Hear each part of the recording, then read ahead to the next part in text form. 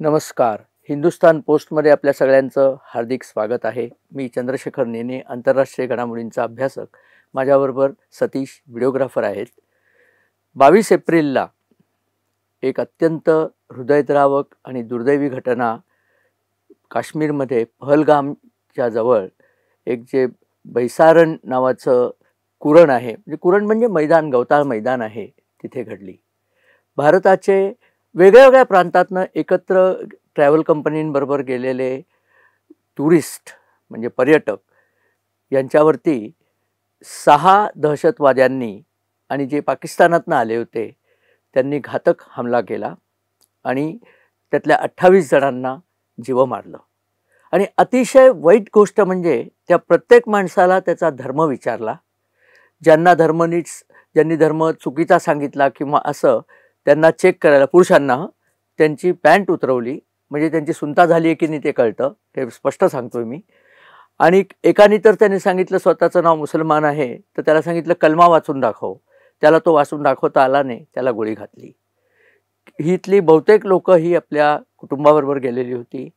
त्यातलं अतिशय हृदयद्रावक म्हणजे मंजुनाथ राव हे कर्नाटकातले शिमोगा येथले एक रिअल एस्टेट व्यावसायिक, त्यांची पत्नी आणि अपत्याबरोबर तिथे गेले होते. त्यांची पत्नी पल्लवी.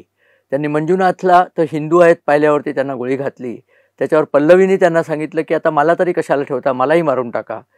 त्याच्यावर ते नालायक म्हणले की नाही, तुम्हाला जिवंत ठेवतोय, तुम्ही जाऊन मोदीला सांगा आम्ही काय करतोय ते. इतकी त्यांची माजुरीपणा वाढलेला आहे.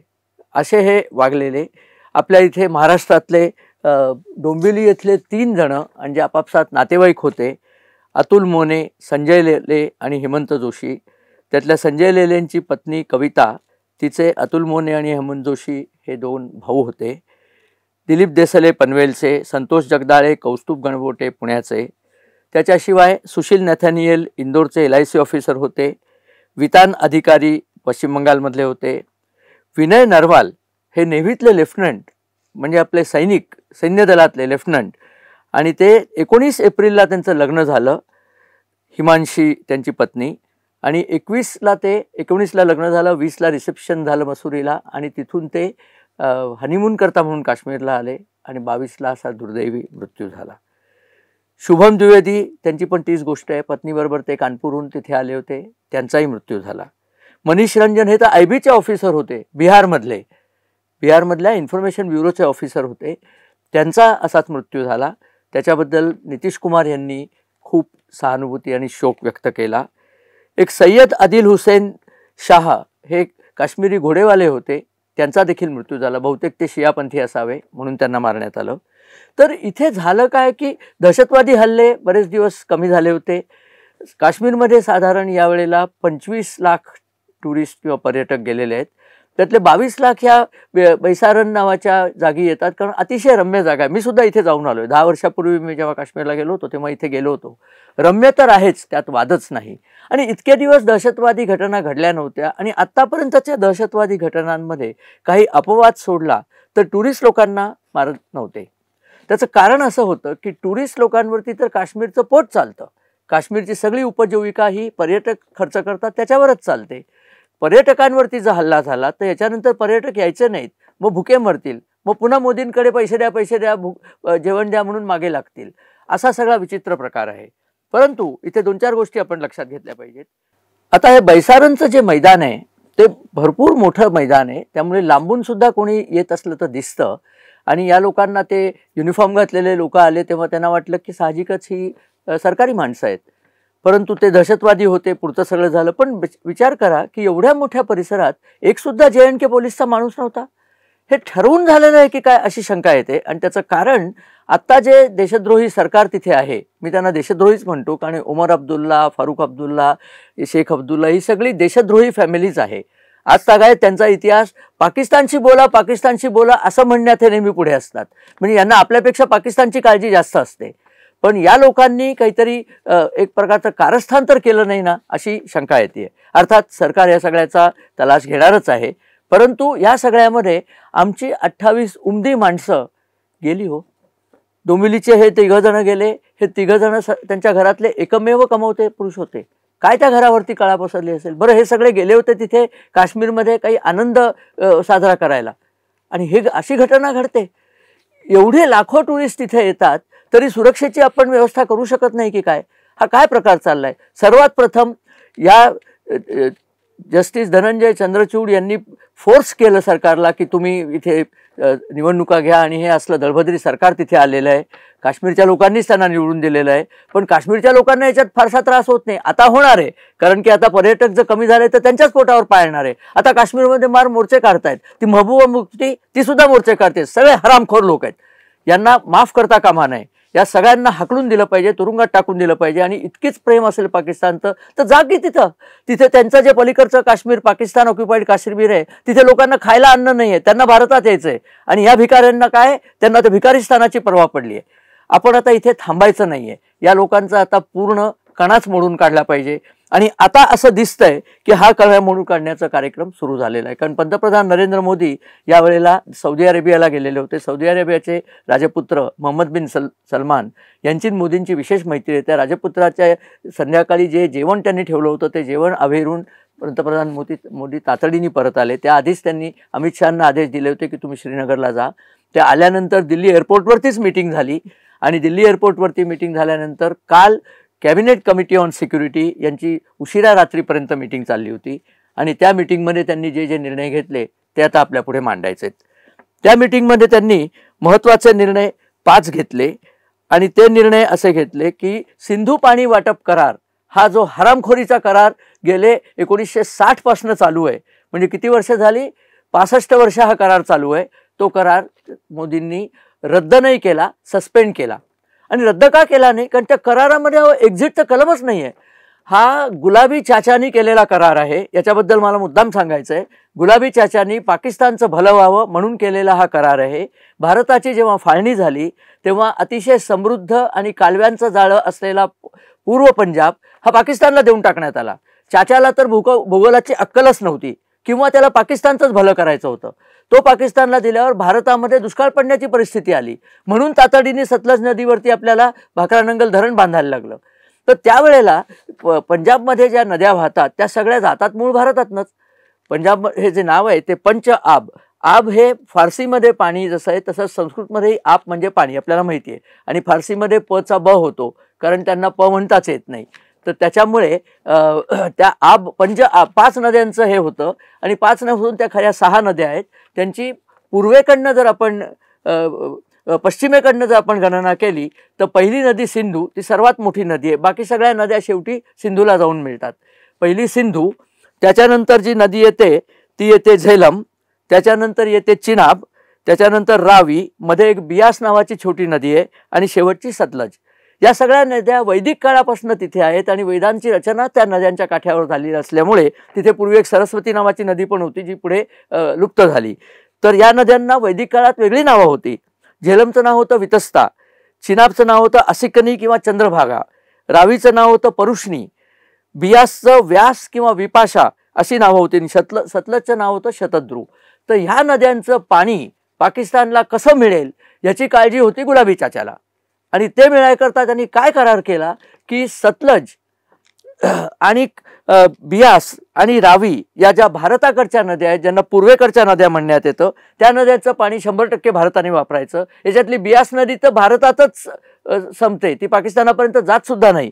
आणि द्यायचं काय पाकिस्तानला, तर सर्वात मोठी नदी जी सिंधू ती, त्याहून दुसरी मोठी नदी जी झेलम आणि चिनाब, या तिन्ही नद्यांचं पाणी 80% पाकिस्तानला द्यायचं, 20% फक्त आपण वापरायचं. अरे काय चालवलंय हे? याच्यासारखा दुष्ट आणि नालायक करार दुसरा नाही. तो करार या गुलाबी चाचांनी केला. बरं, तो करताना सुद्धा तुम्हाला सांगतो 1960 साली हा करार केला. तो कराराचं सही झाली 27 नोव्हेंबर 60 साली. ना कराचीला गेला सही करायला. बरं का, हा माणूस दिल्लीमध्ये त्यांना बोलवता आलं असतं. मोठा देश कुठला होता? भारत. हे कराचीला गेलेला लोंबर सांभाळत, आणि कराचीला जाऊन यांनी ती सही केली. त्यानंतरही पाकिस्तानचे फील्ड मार्शल अयूब खा तेव्हा जे सर्वेसर्वा होते त्यांचा माज बघा, त्यांनी 2 डिसेंबरपर्यंत सहीच केली नाही. 2 डिसेंबरला त्यांनी सही केली. या करारामध्ये ज्यांनी पैसे देण्याची दाखवली होती किंवा हा करार करण्याकरता ज्यांनी मदत केली होती ती वर्ल्ड बँकेची एक bank for reconstruction and development अशी international bank for reconstruction and development नावाची बँक होती. त्या बँकेचे एक अधिकारी त्यांनी 23 तारखेला सही केली तेव्हा हा करार अस्तित्वात आला.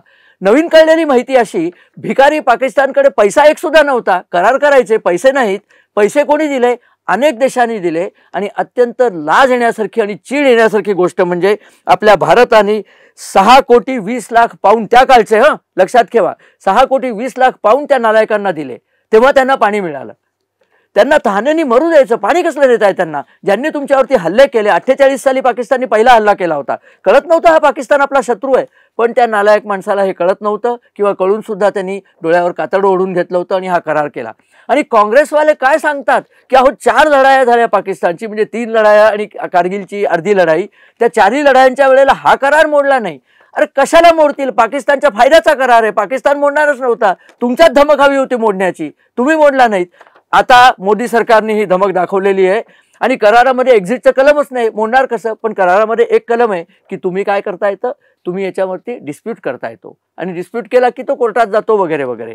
तर मोदींनी हा करार सध्या तात्पुरता सस्पेंड केलेला आहे. याचा अर्थ असा की पाकिस्तानला यापुढे पाणी द्यायला आम्ही बांधील नाही. बरं, पाकिस्तानची परिस्थिती काय माहिती आहे का? सिंधू नदी जी आहे, ज्या सिंधू नदी त्या सगळ्या नद्या शेवटी जाऊन मिळतात आणि त्याचा मोठा सिंधू नद तयार होतो, ती एकच नदी पाकिस्तानात आहे ज्याच्याने पाकिस्तानला पाणी मिळतं. आणि त्या सिंधू नदीवर त्यांनी एक मोठा बांध बांधलाय, त्याचं नाव आहे तारबेला. आणि त्याच्यानंतर खाली 5 छोटे छोटे बराज बांधलेले आहेत. बांध नसतात ते, बंधारे असतात. त्या बंधाऱ्यांपैकी पहिला बंधारा कराचीपासून 100-150 मैलावरती सक्कर बराज म्हणतात, सक्कर या गावाच्या काठी आहे. आणि तो मराठी माणसाने, गोखले नावाचे चीफ इंजिनियर्स तेव्हा होते. हा पार्टिशनच्या आधीची गोष्ट आहे. कराची ही मुंबई इलाख्यामध्ये होती, त्यामुळे तिथे मराठी लोक अनेक होते. तिथे मराठी शाळा 26 शाळा होत्या कराचीमध्ये. या गोखल्यांनी तो सक्कर बराज बांधून दिलेला आहे. तो अजूनपर्यंत चालू आहे. त्याच्या जोरावर सगळी सिंधमधली जी शेती आहे ना, हे जे सगळे भुट्टो फॅमिली जे जमीनदार आहेत लाखो एकराचे, ती सगळी शेती या सक्कर बराजमुळे होते. तर आता गंमत अशी आहे की हे पाणी एकदा थांबलं की पाकिस्तान कोरडं पडेल. पाणी येणार कुठनं? कारण पाकिस्तानात पाण्याचा दुसरा सोर्सच नाही आहे. आणि हे पाणी येतं कुठलं? तर हिमालयातनं निर्माण झालेल्या नद्यातनं. आता आलाय उन्हाळा, उन्हाळ्यामध्ये थोडेसे बर्फ वितळल्यामुळे त्याला पूर येतात, नाही असं नाही, पण जास्ती करून पाणी उन्हाळ्यामध्ये त्यांना मिळत नाही. पाणी मिळालं नाही की शेती बंद, कारण शेतीला पाणी आज नाही उद्या दिवस असं चालत नाही, वेळेवरती पाणी द्यायला लागतं. शेती बंद पडेल. पाकिस्तानामध्ये आजच विजेची टंचाई आहे आणि सगळी वीज बहुतेक या सगळ्या नद्यांवरच्या बंधाऱ्यांवरनच तयार होते. ती वीज बंद पडेल. आता पाणी नसलं म्हणजे माणूस काय करतो? माणूस ट्यूबवेल खणतो, पंपाने पाणी करतो. पंपाला वीज कुठं आहे? तहानेनी मरतील हरामखोर सगळे. इथे आमच्या लोकांवरती हल्ले करता काय? तहानेनी झिजून मरणार आहात तुम्ही. आणि हे लगेच होईल का? तर नाही, कारण आत्ता त्यांच्याकडे काही साठवलेलं पाणी असतं, त्यांच्या तारबेला धरणात सुद्धा पाणी असेल, परंतु याच्यानंतर पाणी येणार नाहीये, आपण त्यांना पाणी देणार नाही आहोत. आता हे सगळे मानवतावादी, आपल्या इथली भिकारी गँग जी आहे सगळी, अमन की आशा आणि तुकडे तुकडे गँग, काँग्रेस पक्ष, विपक्ष, हे सगळे रडतील की ते पाकिस्तानी तानेले त्यांना पाणी द्या. आपल्या इथे एका मंत्र्यांनी मागे पाणी पुरवण्याची फार चांगली युक्ती सांगितली होती. ती युक्ती आपण आता पाकिस्तानला सांगूया की पाकिस्तानच्या सगळे दहशतवाद्यांनी जाऊन कुठेतरी लघुशंका करावी आणि ते पाणी प्यावं, कारण त्यांची लायकीच ती आहे. हे असलंच पाणी पिण्याची त्यांची लायकी आहे. त्यामुळे हा पहिला जो धडा आहे, मोदी सरकारने अतिशय धाडसी निर्णय घेतलेला आहे. या निर्णयाला पाकिस्तान आव्हान देईल का? नक्कीच आव्हान देणार. आव्हान 2 प्रकारचं असेल. एक म्हणजे ते आंतरराष्ट्रीय कोर्टात जातील, तिथे त्यांचं काही चालायचं नाही आहे. पण गंमत अशी आहे की आपली कोर्ट जशी वेळ लावतात तशी आंतरराष्ट्रीय कोर्टही वेळ लावतात. त्यामुळे कोर्टात गेले तरी 6 महिने या केसचा मुळे निकालच लागायचा नाही. 6 महिन्यात उन्हाळ्यामध्ये सगळी शेती करपून जाणार आहे, प्यायला पाणी उरणार नाही आहे. ज्या AK-47 आणि M4 या रायफल घेऊन फिरता ना, त्यांनी एकमेकांना गोळ्या घाला आणि एकमेकांची रक्त प्या, दुसरं त्यांच्याकडे प्यायला काही मिळणार नाही. पाकिस्तानची वाट लागणार आहे. बरं, नुसतं इथेच मोदी सरकार थांबणार नाही आहे, त्यांच्यावरती हल्ले वेगळे करणारच आहे, कारण मोदी सरकारने सांगितलं या दहशतवाद्यांना परत आणल्याखेरीज आम्ही थांबणार नाही. पण इथे एक लक्षात ठेवा, दहशतवाद्यांना नुसतं आता अद्दल घडवायची नाही आहे, त्या दहशतवाद्यांचे बोलावी ते धनी जे पाकिस्तान सैन्य आहे, त्या सैन्यावरती आता हल्ले व्हायला पाहिजेत. हा जो आसिफ मुनीर होता हरामखोर, ज्यांनी परवा भाषण केलं की आम्ही आणि हिंदू वेगळे आहोत, द्विराष्ट्र वगैरे सगळी बडबड केली त्यांनी, त्याचाच परिणाम म्हणून या लोकांनी आपल्या हिंदू लोकांची ओळख पटवून त्यांना मारलेलं आहे. हे लक्षात ठेवा. या आसिफ मुनीरला आता शिक्षा व्हायला पाहिजे. त्याचं मुंडकं समोर आलं की आपल्याला सगळे थोडीशी शांती मिळेल आपल्या जीवाला. भारत देशामध्ये आज प्रचंड संताप आहे. त्या संताप 2 वरती आहे. एक तर पाकिस्तानी दहशतवादी आणि दुसरे भारतातले हरामखोर तुकडे तुकडे गँग. UPAचा जावई रॉबर्ट वड्रा तो काय बोलता झाला? अहो यांची हिंमत कशी होती अशी बोलण्याची? कोणी इथे माईचा लाल नाही का यांना धडा शिकवायला? तो म्हणला की भारतात मोदी सरकारने हिंदुत्व जागृत केल्यामुळे हा हल्ला झालाय. मग अरे 26/11चा हल्ला झाला तेव्हा मोदींनी हिंदुत्व जागृत केलं नव्हतं आणि तुझ्याच सासऱ्यांचं सरकार होतं, तुझ्याच सासूचं सरकार होतं, मग तो हल्ला का झाला? चिटीसिंगपुरामध्ये जेव्हा हल्ला झाला होता, जेव्हा क्लिंटन आपल्याकडे यायचे होते 2000 साली, 21 मार्चला क्लिंटन यायचे होते, 20 मार्चला चिटीसिंगपुरामध्ये शिखांना मारलेलं होतं, निवडून मारलेलं होतं. तेव्हा काय रॉबर्ट वड्राची सासू तेव्हा नव्हती का तिथे कुठे? ती पण होतीच ना. हे सगळे नालायक लोक आहेत. आणि ते पाकिस्तान, हा जे स्टेटमेंट वड्रांनी केलंय ते ख्वाजा आसिफ हा पाकिस्तानचा जो डिफेन्स मिनिस्टर आहे त्यांनी हे स्टेटमेंट केलं, ते हा बोलून दाखवतोय. त्याचा मेहुणा तो राहुल गांधी, ज्याला आपण विरोधी पक्ष नेता केलेला आहे, काय अकला आहेत एकेकांच्या, तोही अजून त्यांनी तोंडच उघडलं नाहीये. त्याची बायको प्रियंका, तिने तोंडच उघडले नाही, कुठे बिळात लपून बसलेत कळत नाही. समाजवादी पार्टी, हे अनेक लोक आहेत. आपले संजय राऊत, त्यांनी तोंड उघडलं, त्यांनी उघडलं तोंड की त्यातनं घाणच बाहेर पडते, ती त्यांनी बाहेर पाडलेलीच आहे. त्यामुळे या सगळ्या नालायक लोकांना धडा शिकवायला पाहिजे. आता भारत हा युद्धखोरीमध्ये गेलेला आहे. We are in the war zone, we are in war zone. या सगळ्यांचे लाड सांभाळायची गरज नाही. यांना जर सुप्रीम कोर्ट वाचवत असलं तर कदाचित तिकडे सुद्धा बघायला लागेल. काय करायला लागेल ते नरेंद्र मोदींना पूर्णपणे माहिती आहे. आणि आज नरेंद्र मोदी बिहारहून मला वाटतं देशाला संबोधून भाषण सुद्धा करणार आहेत. ते तर आपण सगळे ऐकूच. परंतु मला जे तुम्हाला सांगायचं, बरं त्यात आणखीन एक गंमत आहे बरं का. हे पाकिस्तान मुस्लिम राष्ट्र आहे, अफगाणिस्तान तालिबान तिथं याच्याहून कट्टर मुस्लिम आहेत. तालिबाननी जाहीर केलेलं आहे की सिंधू नदीमध्ये काबूल नदी मिळते. अटक, हे जे आपले अटकेपार मराठे गेले होते ना, तिथे अटक शहरी काबूल नदी सिंधू नदीला मिळते. त्या काबूल नदीला मिळणारी आणखीन एक नदी आहे, तिचं नाव आहे कुनार. ती कुनारही चांगल्यापैकी नदी आहे. उन्हाळ्यात त्याला भरपूर पाणी असतं आणि ते सगळे ते बर्फ वितळून ते पाणी आलेलं असतं. तालिबाननी सांगितलंय कुनारवरती आम्ही धरण बांधणार आहोत, पाकिस्तानला कुनारचा एक थेंब देणार नाही. त्याचं कारण काय? नुकतंच पाकिस्ताननी 80,000 पठाणांना पाकिस्तानातनं हाकलून दिलंय. त्यामुळे तालिबान भयंकर खवळलेलं आहे. त्यामुळे इकडनं कुनार म्हणणं आलं की सिंधूतलं पाणी कमी होईल. आणखीन एक गंमत माहिती आहे का तुम्हाला? आपल्याला कोणी सांगतच नाही या गोष्टी. सिंधू नदीच्या उगमापासून थोड्याशा अंतरावरती सिंधू नदीचा उगम तिबेटमध्ये, लडाखमध्ये, म्हणजे आपल्या भारताचा मित्र तिबेटमध्ये होता. पण गुलाबी चाचांनी तर तो देऊन टाकला चीनला. गुलाबी चाचाच्या बापाचीच मालमत्ता ना सगळी, त्यामुळे देऊन टाकली चीनला. तर त्या तिबेटमध्ये जे सिंधू नदी आहे त्याच्यावर चीननी धरण बांधलंय. ते तिथलं पाणी तिबेटला घेऊन जातात. सिंधूमध्ये आता सिंधूचं पाणी नाही, हे आपण लक्षात ठेवलं पाहिजे. शोक, जी गालवानच्या लढाईच्या मध्ये आपण ऐकलं नव्हतं का, शोक नदी, तिथेच ती लढाई झाली. ती शोक आणि झंस्कार या लडाखमधल्या नद्या, त्यांचं पाणी सिंधूमध्ये जातं. त्यामुळे मुळात सिंधूचं पाणी कमी झालेलं आहे. त्याच्यात पुढचे जे सगळे चिनाब झेलम यांचं जे पाणी जायचंय ते भारत आता रोखून धरणार आहे. सिंधूमध्ये पाणीच नाहीये. बरं, पाकिस्तानी असे भिकारी लोक आहेत की यांनी सिंधूचं सगळं पाणी सिंधमध्ये हे करून सिंचन करून जमीन नापीक केली आहे, पाणी संपवून टाकलंय. सिंधू नदी कराचीच्या जवळ मिळायची समुद्राला ती 150 मैल आतमध्ये, 150 किलोमीटर आतमध्ये संपलेली आहे. कराचीच्या इथे नुसता गाळ पडलेला आहे. त्यामुळे आता पाकिस्तान तहानेनी तडफडून मरणार आहे. हे 3 महिने तुम्ही वाट बघा. 3 महिन्यात त्यांचे साठलेलं पाणी संपेल. त्यानंतर पाणीच नाहीये, जातील कुठे? आणि त्यानंतर कोणालाही मानवतेचा पाझर फुटायला नको. या 28 लोकांची चित्र आपापल्या टेबलावरती ठेवा. बरं, हे 28 लोक सगळे वेगळ्या वेगळ्या प्रांतातले आहेत. त्या ए मेरे वतन के लोगोमध्ये म्हणतात ना, कोई सिख, कोई जाट मराठा, कोई गुरखा, कोई मद्रासी, सरहद पे मरने वाला हर वीर था भारतवासी. तसे भारताचं रिप्रेझेंटेशन सगळं तिथे होतं. सगळेजण गेलेले आहेत. एकाही भारतातल्या सरकारनी, एकाही भारतातल्या राजकारणी माणसाने एकदाही पाकिस्तानबद्दल दयेची भाषा काढायची नाही. एकदा त्यांना पाणी मिळालं नाही की ते सगळे हरामखोर भारताकडे निर्वासित म्हणून यायला निघतील, तेव्हा त्यांना फक्त गोळ्याच द्यायच्या, बंदुकीच्या गोळ्या. पाणी नाही, अन्न नाही. अन्न तर त्यांच्याकडे संपायलाच आलेलं आहे. पाकिस्तानच्या विनाशाची आता पूर्ण तयारी सुरू झालेली आहे. आता पाकिस्तानमध्ये अंतर्गत दंगे सुरू होतील, कारण पाणी नाही, अन्न नाही म्हटल्यावर लोक एकमेकांचा जीव खातील आणि एकमेकांचं रक्तच पिणार आहेत. तशीच त्यांची लायकी आहे, तेच त्यांचं होऊ देत अशी आपली हार्दिक इच्छा आहे. माझा तर म्हणजे आशीर्वादच आहे. आता काय सांगायची गोष्ट म्हणजे त्यांना विजेचे पंप चालणार नाही, मग हँडपंप चालवतील. तो हँडपंप सुद्धा सनी देओलनी गदरमधनं उचलून आणलेला आहे, त्यामुळे तो सुद्धा त्यांच्याकडे नाहीये.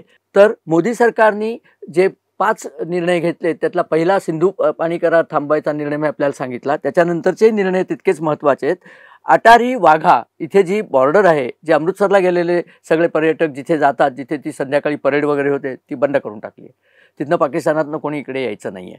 पाकिस्तानामध्ये जे लोक इथे आलेले आहेत त्यांना सगळ्यांना 1 मे पर्यंत परत पाकिस्तानात जायला सांगितले. इथे राहायचं नाही, बापाचं राज्य नाही. नंतर सार्क व्हिसा सिस्टीम एक होती, सार्क व्हिसा कन्सेशनल त्यांना सगळ्यांना मिळायचे बा, सार्क व्हिसा एक्झेम्पशन सिस्टीम होती, ती बंद करण्यात आलेली आहे. आणि त्या सिस्टीमवरती जी लोकं आली आहेत त्यांनी तर 28 तारखेपर्यंत परत पाकिस्तानात जायचं आहे. पाकिस्तानच्या इथल्या उच्चायुक्तालयामध्ये त्यांचे जे मिलिटरी ॲडवायझर्स होते त्या सगळ्यांची पाकिस्तानात परत पाठवणी करतात. एका दिवसात त्यांनी सोडून जायचे, अर्थात आपलेही लोक सोडून येतील. आणि शेवटचं म्हणजे पाकिस्तानमध्ये आपलं जे आयुक्तालय आहे तिथे 55 लोक सध्या काम करतात, ती पण संख्या कमी करून 30 केलेली आहे. याच्यापुढे पाकिस्तानशी कुठलाही संबंध ठेवायचा नाही. आणि मी तर आणखीन सजेस्ट करीन की पाकिस्तानशी क्रिकेट खेळायचं नाही, पाकिस्तानी लोकांना इथे सिनेमात काम करू द्यायचं नाही, त्यांच्या लोकांचे इथे कार्यक्रम करायचे नाहीत. सुष्मिता सारखी थर्ड रेट ॲक्ट्रेस जेव्हा म्हणते की आम्ही ॲक्टर आहोत, आम्हाला देशाशी काय घेणं देणं, तर तिला कळू देत की तुला देशाशी घेणं देणं नसलं तर तू पाकिस्तानात जाऊन राहा, मजेत राहा तिथे, ते लोक तुला फार चांगलं वागवतील, प्रत्येकाची चौथी बेगम म्हणून तुलाच ते घेतील. जा तिकडे आणि बघ काय असतं ते पाकिस्तानचे. कोणालाही पाकिस्तानला काहीही द्यायचं नाही आहे. आणि पाकिस्तानचे सपोर्टर इथे जे आहेत त्या हरामखोरांनाही काहीही द्यायचं नाही आहे. त्यांनासुद्धा इथे भूकं मेले पाहिजेत, इतकी आपली आता भारताची लोकांची एकजूट झाली पाहिजे. बघूया कसं काय आपण हे करतो ते. या लढ्यामध्ये जे निरपराध नागरिक मारले गेले त्यांच्याबद्दल श्रद्धांजली वाहून मी हा व्हिडिओ संपवतो. आपल्याला जर हा व्हिडिओ आवडला तर आपल्या मित्रपरिवाराबरोबर शेअर करा, आमच्या चॅनलला सबस्क्राईब करा, आपल्या कमेंट्स आणि आपले लाईक्स आमच्याकडे येऊ देत. जय हिंद.